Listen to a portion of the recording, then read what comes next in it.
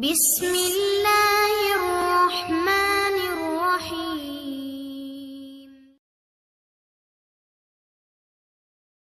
سب سے پہلا جو سبق حضور پاک نے دیا اس دنیا کے اندر وہ دین کا سبق تھا،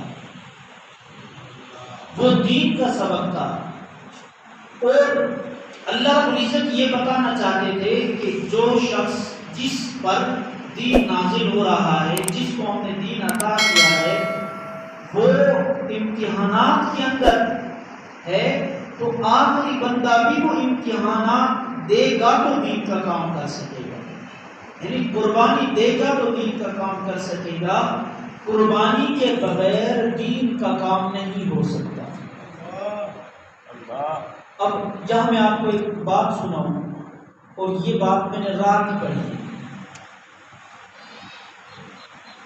آپ صلی اللہ علیہ وسلم کے متعلق آتا ہے، حدیث پاک کے اندر آتا ہے کہ آخرت کے منظر کو دیکھ کر ہر بندہ کہے گا اے اللہ مجھے بچا لے، اے اللہ مجھے بچا لے۔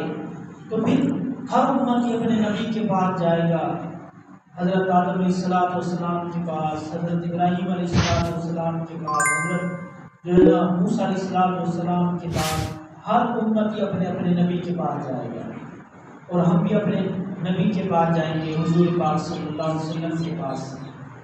حضور پاک صلی اللہ علیہ وسلم سفارش کریں گے، آخرت والے دن سفارش قبول ہوگی، اللہ قبول فرمائیں گے۔ جب قبول ہو جائے گی تو حضور پاک رو رہے ہوں گے، حضور پاک کی آنکھوں سے آنسو ہوں گے، اللہ رب العزت جاننے کے باوجود پوچھیں گے یا رسول اللہ آپ کی سفارش قبول ہو گئی، امتحانات شروع ہو گئے، اب آپ کیوں روتے ہو؟ اب رونے کی کیا وجہ ہے؟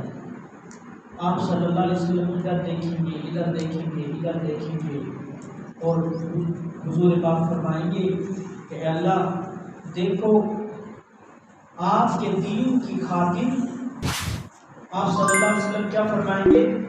دیکھو آپ کے دین کی خاطر میرے خاندان کو لوگوں نے کون سے علاقوں میں پھینک دیا۔